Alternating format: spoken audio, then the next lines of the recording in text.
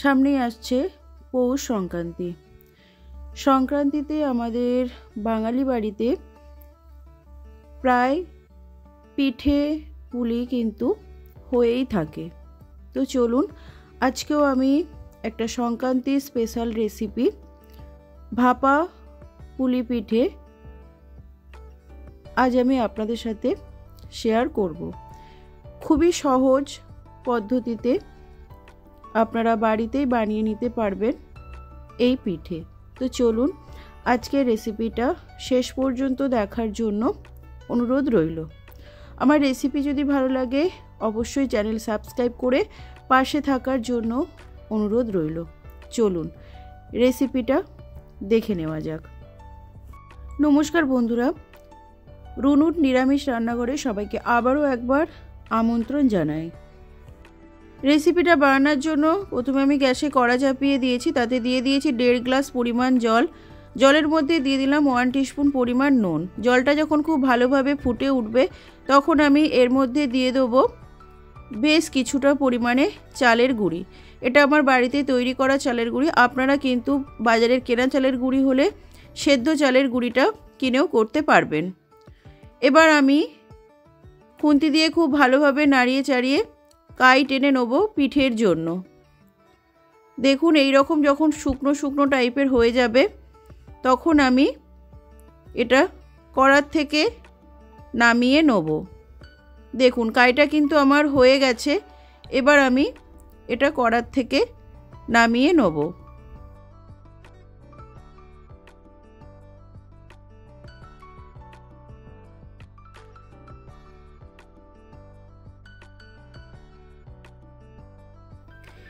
এবার আমি গরম থাকা অবস্থায় যখন হাত সইতে পারবে এরকম গরম থাকতে থাকতে পিঠের তালটাকে কিন্তু মাখিয়ে নিতে হবে। আটা বা ময়দার ডো যতটা নরম করে মাখানো হয় সেই রকম নরম করে কিন্তু মাখাতে হবে। এর থেকে বেশি শক্ত বা নরম করা যাবে না। পিঠের ডোটা আমার একদম রেডি। মিনিট 5 জন্য আমি এটা ঢাকা চাপা দিয়ে রেখে দেবো। এবার আমি পিঠের জন্য পুর বানিয়ে নেব। তার জন্য গ্যাসে কড়া চাপিয়ে দিয়ে তাতে দিয়ে দিলাম কোরানো নারকেল। এখানে একটা আমি বড় সাইজের নারকেল কুড়িয়ে নিয়েছিলাম, সেটা দিয়ে দিলাম 2টো থেতো করে নেওয়া এলাচ। এবার 1 ইঞ্চি আদাকে এর মধ্যে গ্রেট করে দিয়ে দিলাম। 1 কাপ পরিমাণে দিয়ে দিলাম চিনি। আমি একটা বড় সাইজের নারকেলের জন্য 1 কাপ চিনির ব্যবহার করেছি। আপনারা যদি এর থেকে বেশি বা কম মিষ্টি খান সেইভাবেই কিন্তু চিনিটা ব্যবহার করবেন। খুব ভালোভাবে নাড়িয়ে চাড়িয়ে আমি পিঠের জন্য পুরটা বানিয়ে নেব। নারকেলটাকে খুব ভালোভাবে ভেজে নেব যতক্ষণ না পর্যন্ত চিনিটা গলে যায় আর নারকেলটা একটা সুন্দর লালচে রং ধরে। সেই সময় পর্যন্ত কিন্তু পুরটাকে নাড়িয়ে চাড়িয়ে নারকেলটা ভেজে নিতে হবে। দেখুন পুরটা আমার একদম রেডি।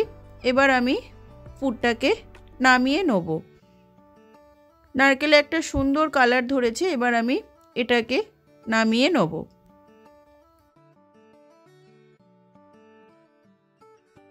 ওদিকে পুরটা আমার তৈরি হয়ে গেছে। এদিকে আমি আবারও ডোটাকে খুব ভালোভাবে মাখিয়ে নেব। ডোটা দেখুন আগের থেকে কিন্তু আরও একটু নরম হয়ে গেছে। এবার আমি ওই থালাতেই নিয়ে নিলাম একটু শুকনো চালের গুঁড়ি। এবার আমি এই ডোটা থেকে ছোট ছোট করে লেচি কেটে পিঠের জন্য খোল বানিয়ে নেব।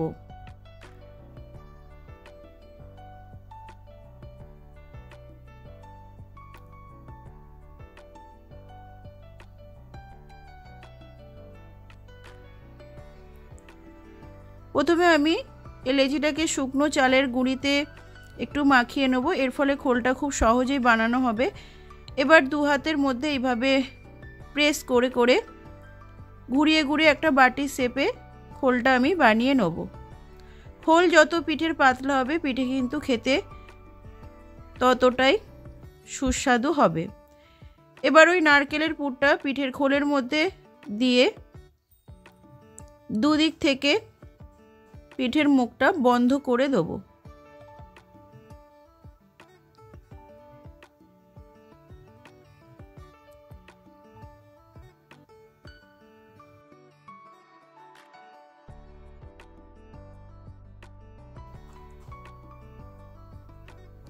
এইভাবে আরও একটা আমি আপনাদেরকে বানিয়ে দেখাচ্ছি।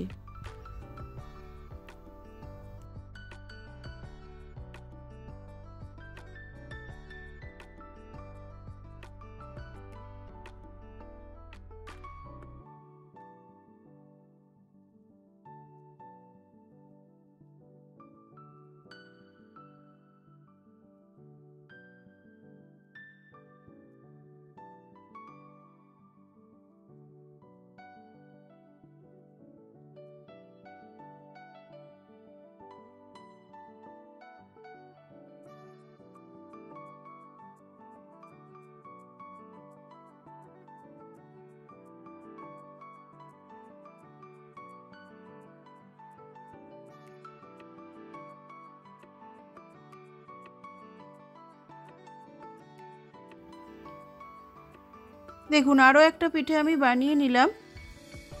এইভাবে আমি সমস্ত পিঠেগুলো বানিয়ে নেব।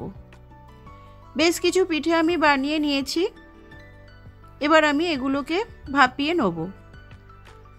তার জন্য একটা বড় সাইজের গামলা নিয়েছি, তার ভেতরে বেশ কিছুটা জল নিয়ে নিয়েছি, আর নিয়েছি একটা ছিদ্র থালা। থালার ওপরে আমি তেল মাখিয়ে নেব, তাতে পিঠেটা ভাপানোর পরে খুব সহজেই উঠে আসবে। এবার ঢাকা দিয়ে 5 মিনিটের জন্য জলটা স্টিম হতে সময় দেব। জলটা যখন ফুটে উঠবে, যখন এইরকম ভাপ বেরোতে শুরু হবে, তখন আমি পিঠেগুলোকে দিয়ে দেব। পিঠে দেওয়ার পর ঢাকা চাপা দিয়ে 10 মিনিটের জন্য পিঠেগুলোকে ভাপিয়ে নেব। ফিরে আসছি 10 মিনিট পর। 10 মিনিট পর ফিরে এলাম। এবার আমি পিঠেটা চেক করে নেব হয়েছে কিনা। হাতে অল্প একটু জল নিয়ে পিঠের গায়ে এরকম বোলালেই বুঝতে পারবেন। যদি পিচ্ছিল হয় তাহলে বুঝবেন যে পিঠেটা হয়ে গেছে। আমার পিঠেটা হতে এখনও একটু বাকি আছে, আরও মিনিট 5 আমি ভাপিয়ে নেব। আবারও হাতে জল নিয়ে যখন পিঠের গায়ে এইভাবে ঘষবেন, বুঝবেন যে পিচ্ছিল হয়ে গেছে, তাহলে বুঝবেন যে পিঠেটা ভাপানো হয়ে গেছে। এবার আমি এর মধ্যে দিয়ে দিলাম 1 গ্লাস পরিমাণ ঠান্ডা জল। এর ফলে পিঠেগুলো খুব সহজেই ছেড়ে যাবে। এবার আমি পিঠেগুলোকে একটা থালার মধ্যে ঢেলে নিলাম। অবশ্যই ঠান্ডা জল নামানোর আগে দেবেন, তাহলে দেখবেন পিঠেগুলো একটাও ভাঙবে না আর একে অপরের সাথে জড়িয়ে যাবে না। দেখুন কত সুন্দর তৈরি হয়েছে, কোনো পিঠে কিন্তু কোনোটার গায়ে লেগে নেই। তৈরি হয়ে গেল আজকের রেসিপি ভাপা পুলি পিঠে। বাড়িতে অবশ্যই একবার ট্রাই করে দেখবেন। আর আমি যে প্রসেস বলে দিলাম এইভাবে বানাবেন, আপনাদেরও পিঠে কিন্তু খুবই নরম তুলতুলে আর সুস্বাদু হবে। একটা পিঠে আপনাদেরকে ভাঙিয়ে দেখাচ্ছি, দেখুন কতটা সুন্দর হয়েছে ভেতরটাও। আজকের রেসিপি আপনাদের কেমন লাগলো কমেন্ট বক্সে অবশ্যই কমেন্ট করে জানাতে ভুলবেন না। দেখা হবে আবারও এক নতুন রেসিপির সাথে। সবাই ভালো থাকবেন, সুস্থ থাকবেন।